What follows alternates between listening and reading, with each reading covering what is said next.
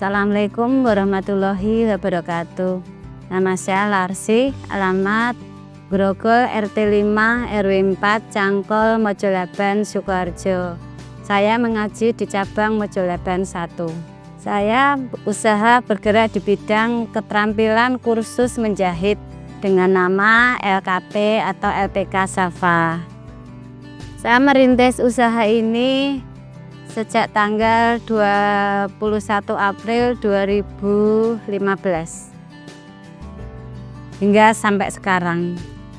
Dulu saya mendapatkan ilmu ini ya pertama dari pengalaman saya pernah bekerja di sebuah perusahaan yang bergerak di bidang pembuatan sepatu di daerah Serang. Kemudian saya juga mengajar sebagai pengajar untuk meniti karir saya. Nah, setelah itu saya dapat ilmunya ya dari situ, dari membaca buku, dari perkumpulan, dari seminar-seminar yang kewirausahaan. Untuk membuka usaha ini, saya pertama kali itu ya karena dilarang oleh suami. Dilarang suami kerja di luar, akhirnya saya berinisiatif bagaimana caranya agar saya bisa usaha di rumah dan bisa membantu orang lain serta membuka lapangan kerja. Ya pertama memang saya pernah juga bekerja sebagai instruktur di sebuah lembaga. Dari situ saya kenapa saya tidak membuka sendiri usaha seperti ini di rumah seperti itu. Ya memang di dukungan penuh dari suami kerja karena kerjanya di rumah. Pengalaman ya mengajar seperti biasa aja, mengajar dari awal sampai akhir ya seperti yang saya terapkan di lembaga ini. Ya waktu pertama kali kendala yang saya hadapi itu ya pertama kita menarik siswanya itu. Kita kan kalau siswa itu kan ya kita menarik siswanya supaya bisa atau belajar di sini tuh bagaimana caranya, itu yang kendalanya. Kemudian perizinan itu kalau kita di sini resmi jadi di bawah Dinas Tenaga Kerja juga di bawah Dinas Pendidikan. Jadi kita mencari izin resminya itu ya itu agak lumayan lama, juga perlu dana seperti itu Mas. Untuk saat ini ada 4 yang tetap, 2 tutor, 1 admin, 1 bendahara. Kemudian ada juga ketika saya lagi ada keperluan di luar, saya ada tutor atau instruktur panggilan, itu ada 4 orang. Kalau itu banyak sekali Mas, jadi dari tahun 2015 sampai sekarang itu ya ribuan dan mereka kalau lulus dari sini saya usahakan untuk bekerja, selain untuk usaha mandiri ya mereka harus kerja di sebuah perusahaan. Ya kelas dibuka dimulai dari jam 8 sampai jam 12, itu gelombang pagi. Untuk yang gelombang siang jam 1 sampai jam 3, dan dimulai dari hari Senin sampai hari Sabtu. Hari Minggu, hari-hari besar libur. Ya mereka kesini mendaftar, membawa fotokopi KTP, KK, kartu keluarga itu ya KK, ijazah ya mengisi formulir ijazah terakhir, pas foto 3x4 3 lembar. Kemudian ke teori dulu. Setelah teori biasanya mereka kan kalau teori di sini bukunya itu ya dari pembuatan rok, pembuatan lengan, pembuatan kuku, kemudian pembuatan kebaya, hem panjang, celana pendek, celana panjang. Nah itu mereka dari teori kemudian ke praktek, teori ke praktek seperti itu Mas. Sekitar 3 bulan Mas, itu mereka sudah bisa. Ya kalau di sini dasar sama terampil, biasanya di terampil itu pembuatan sudah mulai pecah pola, kemudian membuat baju pengantin, membuat jas. Nah itu setelah masukkan ke terampil, jaket seperti itu. Terampil lebih panjang karena mereka harus benar-benar menguasainya dan fokus untuk membuka usaha mandiri. Ketika keluar di sini sudah terampil, mereka sudah bisa membuat apa-apa. Jadi biasanya ya sekitar 6 bulan lebih, bahkan ada yang sampai 1 tahun untuk yang diterampil. Ya waktunya karena mereka waktu fleksibel dari sini, Mas. Waktu-waktu ini yang masuk itu setiap hari ada sekitar 18, 22 sampai 25 setiap hari yang masuk. Untuk saat ini yang paling jauh dari Kalimantan. Ya, dari Kalimantan yang baru masuk kemarin, yang dekat di sini daerah Grogol sini. Ini fasilitasnya banyak sekali. Pertama, teman-temannya baik-baik, kita sistemnya kekeluargaan. Yang kedua, alat-alatnya sudah komplit, mesin besar, mesin kecil, obras, buat mite, ada mesin bordir, itu sudah komplit semua, Mas. Dan mereka juga fasilitas kalau lulus dari sini itu mesti kerja. Jadi mereka disalurkan ke perusahaan. Saya sendiri yang ngantar ke perusahaan karena kita ada MOU dengan perusahaan-perusahaan di Sukoharjo, Solo Raya, terus Karanganyar, itu kita ada kerjasama dengan perusahaan itu. Saya di lembaga kami sudah bekerja sama dengan beberapa perusahaan dari Karanganyar, dari Sragen, dari Wonogiri, Sukoharjo, sampai Solo. Ya, mereka mengucapkan terima kasih karena siswa-siswi dari sini tuh keluar sudah mempunyai skill yang mereka inginkan, seperti itu, Mas. Juga mereka juga mengizinkan kita ketika kita mengadakan kunjungan industri ke sebuah perusahaan di mana kita sudah MOU dengan mereka. Lulusannya banyak yang ke perusahaan, juga banyak yang mandiri. Banyak sekali yang mandiri itu di sini banyak sekali, ada yang punya brand itu Fasmus, Nerissa Collection, Aswa Collection, Alsa Collection, Rumah Jahit, Awinda Busana, masih banyak lagi, Mas.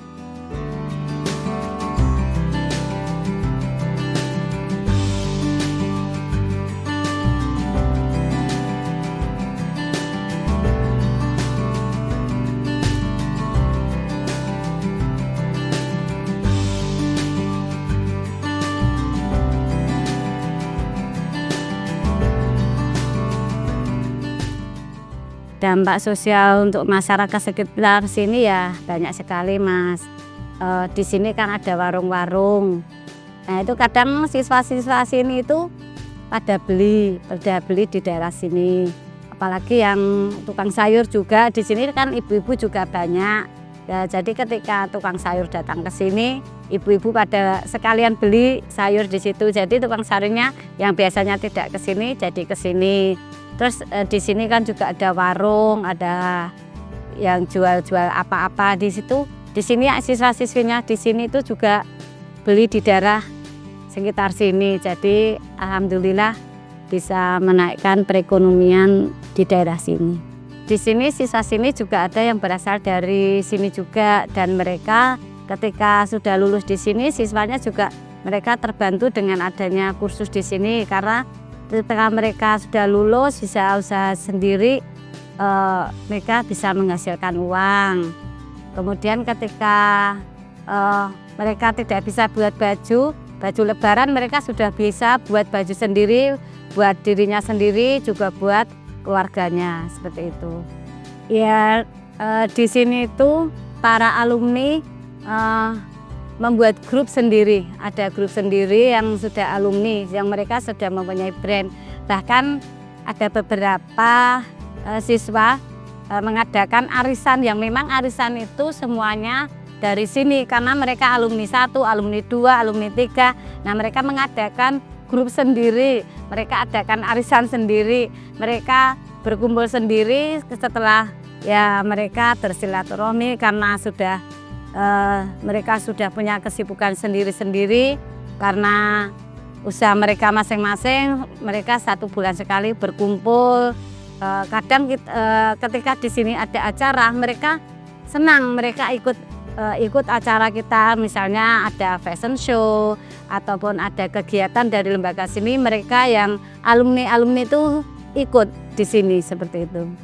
Ya karena di sini untuk info-info lowongan pekerjaan banyak dari perusahaan. Kita juga grup yang memang grup lembaga, kita itu bagi siswa-siswi lembaga seluruhnya itu banyak sekali. Nah ketika saya dapat info dari sebuah perusahaan atau dari mana itu saya share ke grup dan mereka kadang mengalihkan ke saudaranya, misalnya menginfokan ke saudaranya kalau di LKP Sawa ada gini. Nah saudaranya itu kadang langsung melamar sendiri ke sana, ke sebuah PITU itu melalui saudaranya tadi seperti itu. Prospek kedepannya ya semoga aja ini terus berkembang. Saya akan membenahi kalau bisa ya memberikan pelayanan yang lebih baik lagi kepada para peserta dari lembaga kursus pelatihan LKP Sawa ini. Fasilitas ataupun apa saja, baik materi ataupun apa saja, saya akan tetap berusaha terus bagaimana supaya mereka itu bisa lebih baik lagi. Kami di Sukoharjo ada grup memang yang keseluruhannya di dalamnya itu adalah lembaga kursus, ya, lembaga kursus di bidang tidak LKP menjahit saja, tapi dari LKP menjahit, LKP pesiar, bahasa Jepang, bahasa Inggris. Jadi seluruh lembaga yang terdapat di Sukoharjo. Juga saya juga tergabung di Solo Raya, juga se-Jawa Tengah. Seperti itu. Ada grup-grup tersendiri yang tergabung di situ. Itu belajar bagaimana kita berwirausaha yang baik, bagaimana kita memberi semangat kepada para siswanya, seperti itu Mas. Forum lembaga keterampilan pelatihan kursus se-Jawa Tengah, se-Sukoharjo, seperti itu biasanya. Hilsi biasanya, kalau yang Hilsi itu biasanya di perdagangan, dari Kementerian Perdagangan. Kalau di forum PLPKP itu dari Dinas Pendidikan. Jadi beda-beda, kita adakan acara itu beda-beda. Biasanya kalau di Hilsi ataupun di Dinas Tenaga Kerja itu biasanya job fair. Jadi ada kegiatan pameran-pameran atau lowongan pekerjaan seperti itu. Kita juga ikut di sana menampilkan hasil karya serta kita promosikan. Ini loh ada lembaga kursus di Sukoharjo atau namanya ini seperti itu. Saya promosi melalui media sosial, kemudian ya pertama media sosial saya ada ya di TikTok, di Facebook, di IG, di YouTube, seperti itu. Tipsnya ya karena dulu saya itu prosesnya lama, jadi ya harus tetap semangat, konsisten. Bagaimana kita harus tetap belajar terus, belajar bagaimana caranya supaya kita itu ya memang prosesnya panjang sekali, panjang dan memakan waktu juga uang karena ya semuanya itu melalui proses seperti itu. Saya hanya berharap saya ini mengerjakan, saya itu dulu kan saya orang tidak mampu. Saya hanya ingin berusaha memberikan pekerjaan bagi mereka yang membutuhkan. Karena sini juga pernah ada siswa yang memang tidak mampu. Nah ketika itu mereka tidak mampu, itu karena saya benar-benar melihat dengan mata kepala saya sendiri. Nah itu memang saya usahakan bagaimana siswa itu bisa masuk tanpa biaya, karena hati. Karena pengalaman saya dulu, karena saya itu ya, saya orang dari kecil memang keluarga banyak, dari keluarga orang yang tidak berada. Ibu, bapak saya kan 7 bersaudara. Jadi saya teringat ketika saya tidak bisa membayar sekolah. Itu yang membuat hati saya ingat seperti itu. Kalau adik-adik dulu semuanya sekolah di SMA MTA, ya dibiayai oleh kakak saya.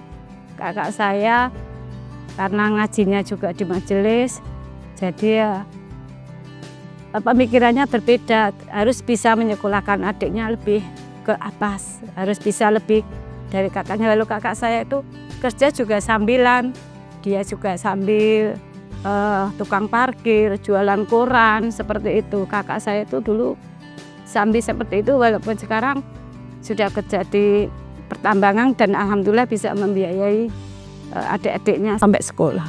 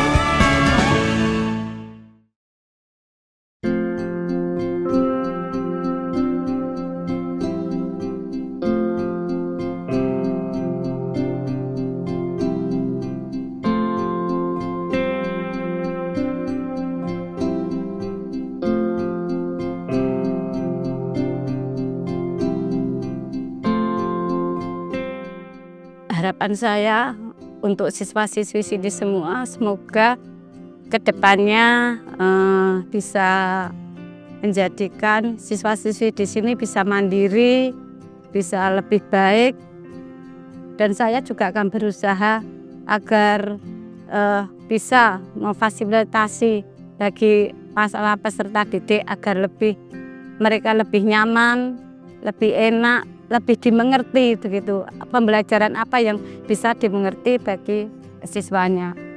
Ya, kami seperti keluarga, seperti kekeluargaan, bahkan aja seperti pertemanan, mereka seperti teman sendiri, bersih hello, bercanda. Pembelajaran kami memang seperti kekeluargaan, jadi mereka tidak canggung ketika mereka bertanya, atau ketika mereka bertanya terus kita kasih tahu mereka tidak tahu, mereka berani bertanya lagi. Mereka kadang kita malah kayak tidak seperti itu Bu, saya jelaskan juga. Ketika mereka agak ngeyel, ada juga kan siswa yang agak ngeyel, jadi ya saya jelaskan ya pelan-pelan, atau kadang saya biarkan dulu aja ngeyelannya itu, tapi ketika dia mengerjakan itu salah baru dia ketawa sendiri, seperti itu. Nama suami Agus Purnomo, pekerjaan bengkel AC mobil di daerah Jaten, Jumok. AC kondang murah namanya, AC mobil kondang murah. Sangat berarti sekali ketika saya menghadapi masalah, kan tidak semuanya jalan itu mulus loh Mas, tidak semuanya.